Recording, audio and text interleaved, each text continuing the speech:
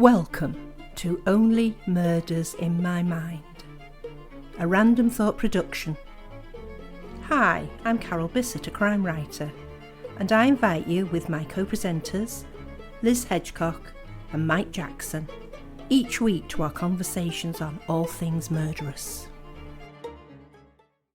Hello everyone, and welcome to this episode of Only Murders in My Mind with Liz Hedgecock. Hello. And Michael Jackson. Hello there. Right, so how are you both? You okay? Yes, I think so. Yes, it's a warm day, but bearing up. Yes, summer has arrived. Yeah, Oh. I think this is summer.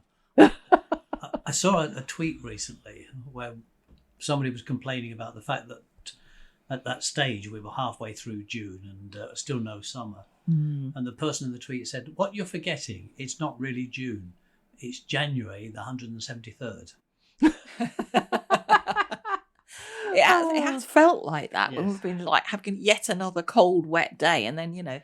they tell you it's the hottest month on record. And you're like, where? What? It certainly isn't here. I must have slept through that. Yes, indeed. But this is a good segue, actually, because this leads us very nicely into our subject for today, which is crime settings and the weather.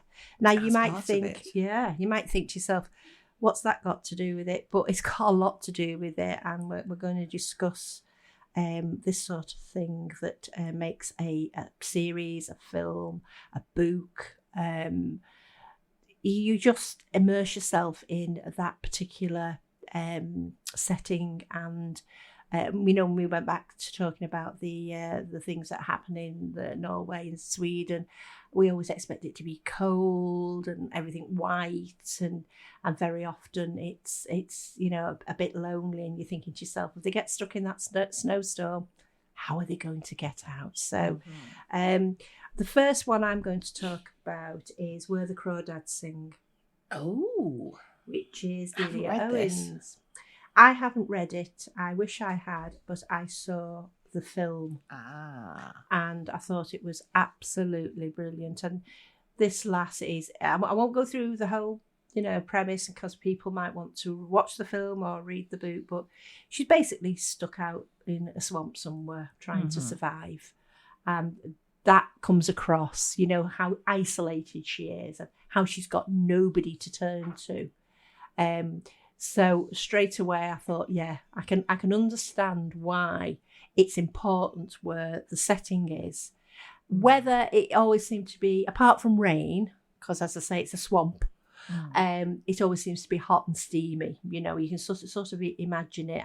And when I've seen television plays or films where it's been set in sort of, I'm just trying to think, sort of in parts of America where they're always on the balcony, fanning themselves and all this sort of thing. Mind you, a lot of areas in America get hot, don't they? But yes, this is the sort of setting that evokes our mindset into what's going to happen. And then we want to be taken out to that. Now, that isn't so much a crime book, but I definitely needed the atmosphere and the weather to make it realistically. Any come to mind for you, Liz? Oh, in terms of settings? Yes. Well, can you imagine Miss Marple in Manhattan? No. Exactly. Imagine her in a yellow cab and then, going up the Empire State Building. It's just, you just can't see it. It wouldn't happen, would it? No. And the Hound of Baskervilles is not going to happen on Barbados, is it? No. Or in a shopping centre. No. Yeah, so things like that. And, You think of Sherlock Holmes, you think of London Fog. yeah, Yes. you do. And you think of hansom cabs. Yeah. Yes. Even though there's one where there's an underground train and it's an integral part of the plot. Yeah. And it just seems very, very odd.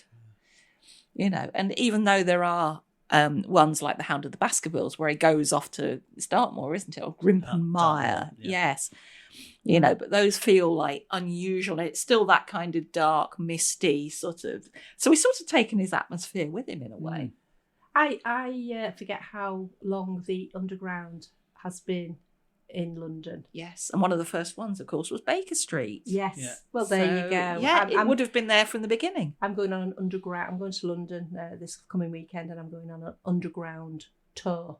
Oh, lovely. So the ones that aren't used anymore, the stations that aren't take used pictures, anymore. take I will pictures. take lots of pictures. And this is very often where they stage films and television series because they don't want the general public about. Yeah. If you get to see Mornington Crescent, definitely take a picture. Yes. Yeah.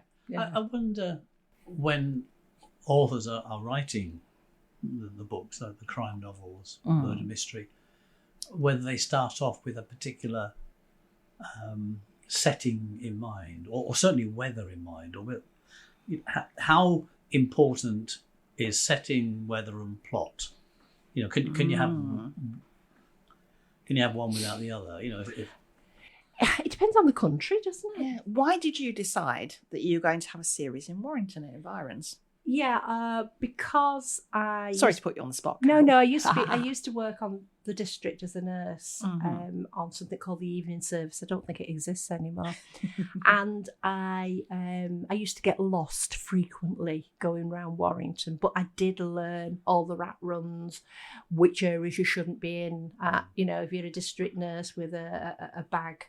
That could have drugs in it, where you shouldn't be at 11 o'clock at night on your own. Yes, good point. all those sorts of things. And as people have said to me, why Warrington? And I said, well, why Midsummer? Why Paradise? Why Oxford?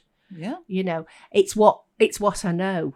So that's why I write it, and it's in the town where I live, and because the squad that do these investigations are actually the Cheshire Series Crime Squad, it does give me a bit of leeway to go further afield because, you know, they can go into other areas in Cheshire.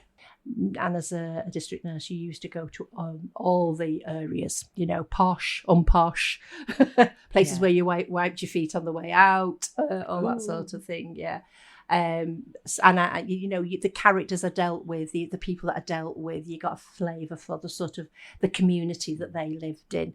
And as I say, it's relevant, just like being in Oxford and, you know, with all these academics, or being on Paradise with all the sand between your toes. So, you know, crime, I feel comfortable. But people did say to me, why Warrington? And that's the answer. It's just because I know it probably better than anywhere else. Yeah. Makes sense. You take something like Midsummer Murders, you could take the plot anywhere and put it anywhere, couldn't you? Yeah. But people in this country and from abroad love the fact that it's beautiful, typical English villages. Yes. Yeah. You know, I think a lot of people, Americans and they think that is England. Yeah. You know, it's a bit of a shock when they go to some of the cities and things. Yeah. I think because I tend to write very short stories, I don't usually have to give setting, weather, anything like that. Or quite often it's in a location. And yes. A lot of your stories are indoors. Yes, they are. Or in somebody's house, or in a sort of an unnamed, mysterious room. Yeah, you did do one where two ladies are knitting in the community centre. I'm sure you did. Plotting somebody's death. Yeah. Oh, there's a surprise. Well, I suppose with much of what I write, it's about people. Sometimes what they're thinking, what they're planning, what they're doing. Yeah. And to a certain extent, the setting is almost irrelevant. Yeah. Whereas I think for me, the setting is very relevant. I kind of want to get the vibes of it. And when I was doing my first series, where I thought, okay, this is actually going to be a series as opposed to accidentally falling into doing a series, which is what I did with the first few books, I was very much, right, okay, I am going to have a place and it's going to have these villages around it and there's going to be a county town, it's going to have a river and these are the shops, and I drew a map, you know, it was very much, right, this is how it's going to be. So, yeah. And I mean, with writing kind of alternative Sherlock versions, the world is pretty much set up for you and you can't really divert from it that much. It's interesting what you're saying about a map. Some of the Miss Reed books, who is one of my favourite authors for, you know, nice, easy reading that makes you feel good most of the time. very often her books will have little maps of the village at the front, and you can say, oh well, Miss Smith lives there, and Mr. Brown lives there, and you can sort of get this feeling of the characters like that. But and sometimes the setting can be very simple, can't it? I'm thinking now of the chap who I like reading and can never get to grips with his first name. I think it's Kem McDonnell. Yes. Stranger Times, for example. yes. Stranger Times is an old building in Manchester. It is. Now, the fact that it's in Manchester, to a certain extent, is almost irrelevant. It could be in any big city. But the building itself almost becomes a focal part. You begin to picture in your mind the different office spaces. Yes. He describes it quite well, doesn't he? Yeah. I've been in a building that it probably isn't, but I feel like it could be because it's got a really ancient lift and it's got lots of floors and all a of basement. that. Yes, indeed. Yeah, I mean, some of the things that when we Google a lot, I won't lie to you. Why do we need crime settings, stroke weather? And it says mood, danger, isolation, darkness, tension, mystery, bad weather, grit. No pressure. All these things are making the atmosphere for bad things to happen. One of the things that I always find a bit threatening are dense woodlands. Yes. Because it'd be so easy to get lost, wouldn't it? If you're wandering on your own, well, you're wandering with somebody else. And there have been crime films, books, etc., where a forest has been like the place where people have gone missing, been murdered. Yeah. I suppose the other thing too is that you can create that tension and that mystery in some ordinary settings. So you could have an ordinary care home setting. Yeah. And it depends on what you do with the characters and what happens that can either make it dark and deep and mysterious. Yeah. Or maybe it's, stuffy and humid and it feels airless and you feel like it's hard to breathe or something like that. Something I was thinking of when we were talking about this topic was the pathetic fallacy, which, and I had to look it up because I vaguely remember this from my English degree days. Writers use the pathetic fallacy to evoke a specific mood or feeling that usually reflects their own or a character's internal state. So the sun was smiling down upon him, the raindrops wept around her. I think it's a John Ruskin thing. Yeah. And that kind of feeling of the environment mirroring how you're feeling or the mood of what's going on. It's that breath holding, isn't it? When you're in I mean, how many times do the police go into a dark house? And I'm going, why don't they just put the lights on? Yes. Where's the fun in that, Carol? Come on. And they've got a little torch, and it's all building up. The thing about the nursing home, I can just picture somebody who's got reduced mobility being in bed and somebody, that's dressed in black with a balaclava and going into their room at night. And all of a sudden, that safe environment different. Is murderous, isn't it? It's really threatening sort of thing. Yeah. Or there's a smell of an air freshener that suddenly becomes really oppressive and, Yeah. I wouldn't want to be in a care home with either of these two. No, I mean, I can't say I've ever used weather in any of my books, not to build up an atmosphere or anything. I've had some dark cellars. Yeah. Yes. I think sometimes I'm quite, sometimes they'll go outside and it'll be a lovely autumn day and it'll be all fresh and crisp and nice. And then, other times, they'll head out for a walk and it'll be like dismal and gloomy and the air will be thick or whatever. Yeah. And it's, that kind of the environment reflecting what's going on. But I suppose in the Magical Bookshop, I have a lot of fun with the weather. Yes, there's an episode in the first book where poor Gemma gets absolutely soaked. Yeah. There's a bit of flooding going on at one time. She's gone off in a paddy, and the heavens just open. Yeah. But in that book, Liz, it's very much the setting is the bookshop, isn't it? Oh yeah, everything happens. But lots of strange, and you can feel the temperature drop. Yes, or the air become kind of close. It's like when the cat's about and things start flying off the shelves and all that sort of thing. Yes, yeah. Sort of sitting on top of the books going, you're not having these, they're mine. Good old folio. Oh, yes. Are you going to read something, Mike? If you two keep talking, I've got a 100-word story here that's set in a care home. Oh, yes. Ooh, right. Fabulous. I think, but you'll need to keep talking. Because you're trying to find it. Well, I'll tell you what, I've got a bit talking about setting generally. And I was talking about the Pippa series earlier, which is it was my first series where I thought, right, this is a series, I'm going to actually plan this. And this is how it begins. The River Gad pierces the heart of Gadstershire. It flows wide and strong in the county town of Gadster, deep enough for ferries, pleasure boats and pedalos to ply a tourist trade at the Heritage Quay. But above Gadster, the river's tributaries are slow and narrow. The slowest of these runs through the village of Much Gadding. It is shallow, clear, and much prized by the locals for the picturesque quality it lends to the village centre. It also lends a distinct dampness to the listed cottages in its vicinity. This is in addition to the natural climate of Much Gadding, which is inclined to rain. A rambler on the river path would have noticed an unusual addition to the scene one Friday lunchtime. That is, if a rambler were pleasant, because it was raining the sort of fine rain that soaks you through after 15 minutes. The river was grey, to match the sky. The vegetation was lush and green, dripping onto the path and onto the glistening, treacherous cobbles of River Lane. And backing slowly up River Lane was a bright red removal lorry, whose driver leaned out of the window, frowning and swearing under his breath as the rain found his bald spot.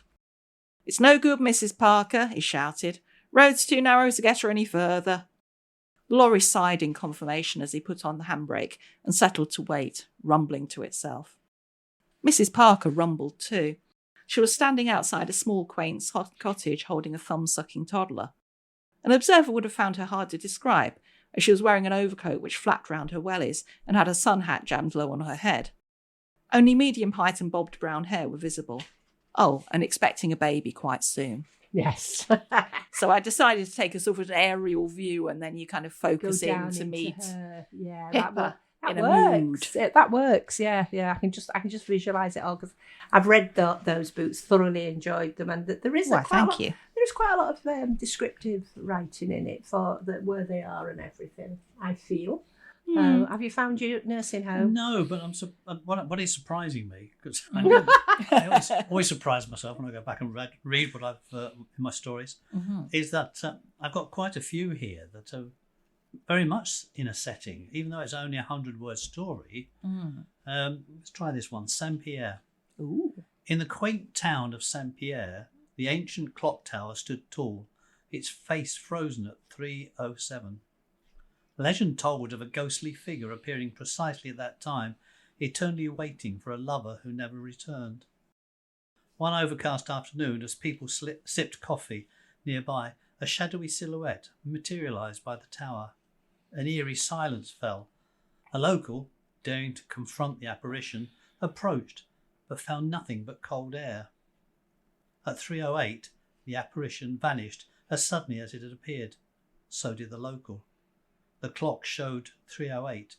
For the first time in centuries, it had moved forward. Ooh.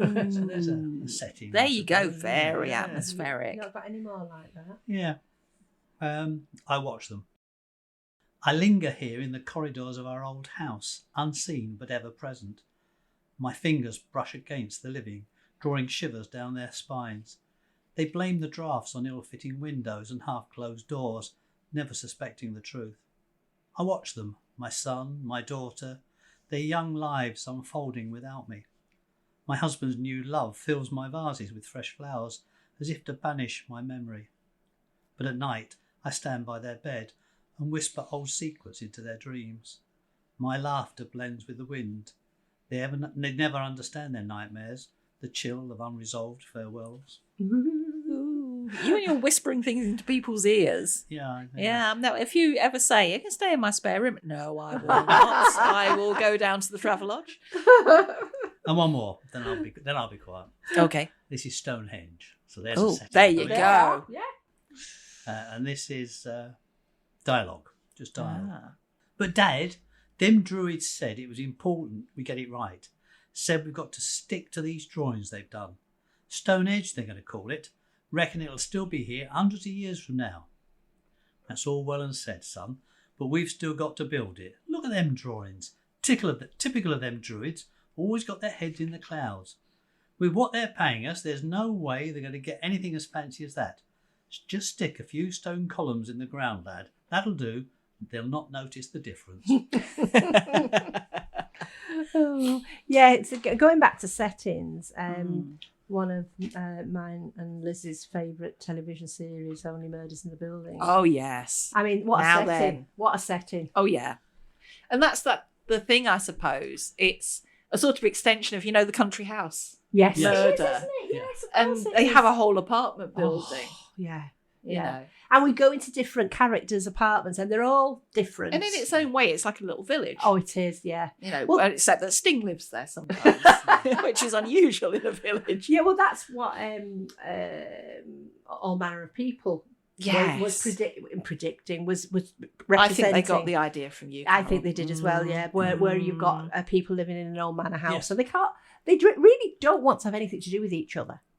But they can't avoid each other. And the reason they can't avoid each other in this case is because there's a lovely central staircase that leads up to quite a few of the apartments, flats, whatever you want. But what's the building called in Only Murders? The Arconia, I think. Yeah. I mean, it's a sort of place, if you were rich, you'd...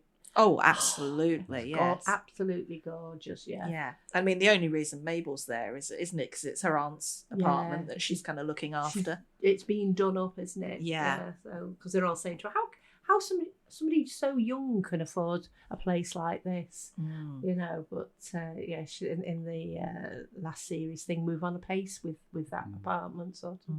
And it's surprising, I watched an episode of Monk.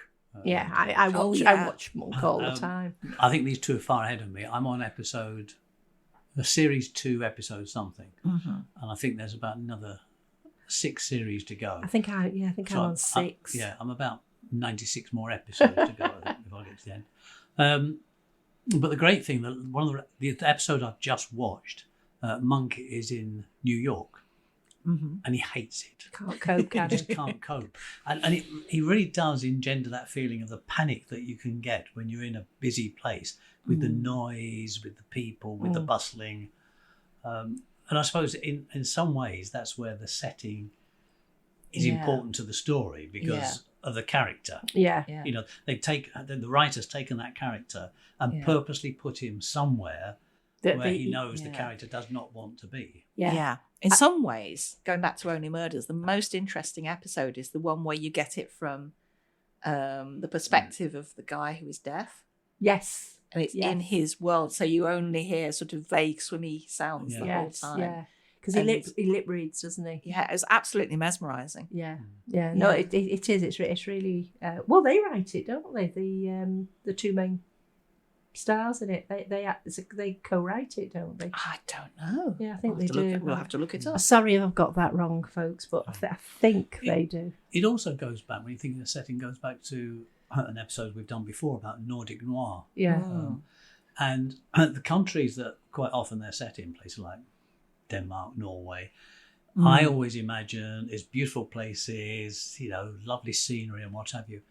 But they purposely, the writers of those grim stories, purposely take you to the grimmest parts.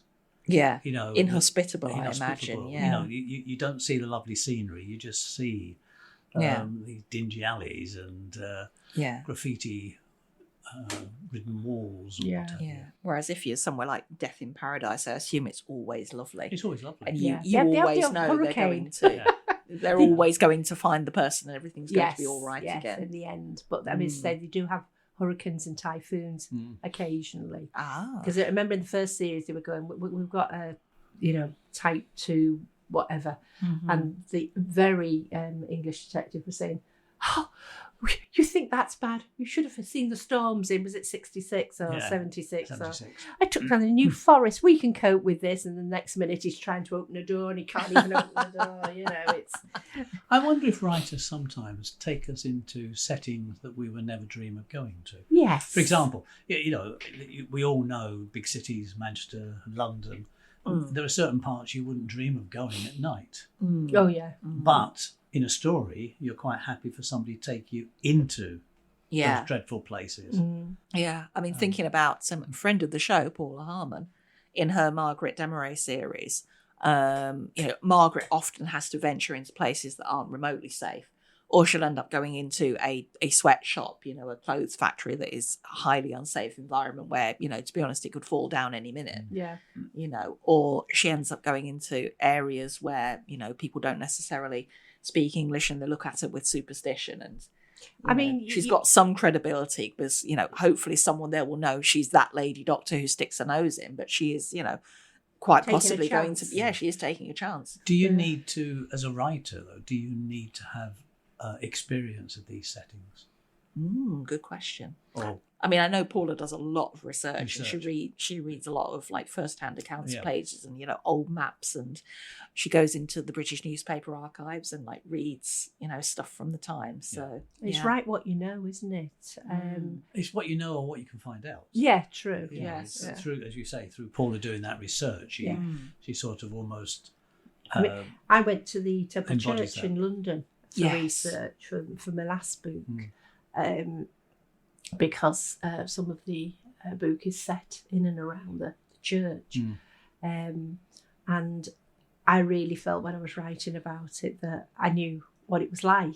It wasn't. I didn't just look at pictures. I'd actually been there. Because again, one of my favourite writers has got a book, and it's based.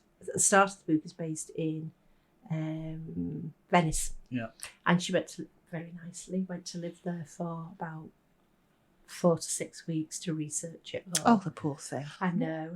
How could they cope? What about those authors, though? I'm thinking now when you go into fantasy, science fiction. Yeah. Again, thinking of J.K. Rowling, the settings that she created in Harry Potter were tremendous, in my opinion, were tremendous. Yeah. And the amount of detail as well. Yeah. Yes. But that must have all come from her imagination. Well, it has to. There was nothing to research, was there? Some of the herbs and things she talks about, they do exist. Oh, yes. And some of the animals do exist in folklore, and that sort of thing. But yes. But the settings, the school hall that she created. I suppose we all have a vision of a big posh school and a big posh school halls. Yeah. But then she's taken it one step further, hasn't she? How can I make this really fantastical? Yeah. And I think some of that is, taking what we all kind of think of when we think of a huge grand hall in an old establishment, and then adding on the kind of fantastic layer like the portraits that can speak to you and the move. Candles that float in the air. Yes. The food just appearing. Yeah. And the howlers turning up and all that sort of and thing. In some ways, when you think that's very clever, isn't it? You take something like the portraits, for example, which we've all seen, these big portraits, huge portraits. Life size. And then she's got that imagination where, I wonder what would happen if these portraits could talk. Yes. Or these grand staircases. What would happen if we could all move? Yeah. And I think that's the clever bit about the writing, especially if you're writing fantasy. In some ways, you're allowed to do whatever you like. Because there is no right and wrong way. So you're kind of turning the volume up to 11, aren't you? Yeah, if you want the portrait to speak, speak away. Mm-hmm. Yeah, she definitely found a niche in the market. Eventually, after all these other people had said, I wouldn't say they would say it was a load of rubbish, but they probably didn't see it for what it's worth. Well, it's probably because they would have read it and thought, nobody will be interested. I haven't read anything like this before, so it won't be interesting. Yeah, or it's a school story. Yes, yeah. With a boy with special powers. Yeah. And again, it's that thing, isn't it? As many adults read it as children. Because me and my neighbour, when I didn't live here then, and we were waiting for the last one to come out, and she's a very fast reader, and we both went to somewhere like W.H. Smith's, and there was just a stack of them in the doorway, and bought it and went home. So then we were racing each other to read it. She read hers first, but I swore it to secrecy. I said, I don't want any spoilers. And every now and again, Ben would pick it up. And Ben speed reads. And when we got to the end, I said, this happened and that happened. He went, I know. Yeah. And he just picked it up occasionally when I put it down, and you could see him going like this through the pages. And he didn't know all the fine details, but he knew the basic storyline from start to finish. And I think he probably read it in about 2 hours. Yeah. Wow. You know, and it was about, you know, it was like it's it was big a two, book. wasn't it? It was huge. Yes. So yeah, but yeah. Well, how much joy she brought to children's lives that had given up on reading. You're an ex-head teacher, yeah, so I can remember seeing children sat in the playground with the latest Harry Potter book. You know. There you go. Again, atmosphere, where it was set. Yeah. Yeah. And she brought it all in, didn't she? She had the setting, she had the weather. Yes. It was always snowed at Christmas. Always. she hit all the senses in one go, didn't she? Yeah. Yeah. So basically what we're saying is, you know, the setting and things like the atmosphere, the weather are super important. Yes. Which... not just in crime. No. And when we started talking about this, I thought, what are we going to talk about? I think that's it on this subject, unless anybody else has got anything to put forward. No, You're quite... we probably could go on, but I think we've covered it. Yeah. But the weather's taken a turn for the worse. It's foggy out there and it's snowing. I think there's thunder due. And, Don't listen to him, it's still nice. and there's a heat wave as well, but apart from that, everything's fine. I listened to Planet Rock, and one of the presenters is a guitarist with a group called Thunder. And he does a programme every Sunday, and he always goes, "Thunder's coming," you know, like winter's coming. Yes. So we'll leave it there. Hope you've enjoyed this episode. Like, subscribe, tell your friends, and we'll see you all again next Thursday. Bye for now. You have been listening to Only Murders in My Mind, a Random Thought production, produced by John Bissett. The music in Peril was composed and recorded by OM Studio Strings.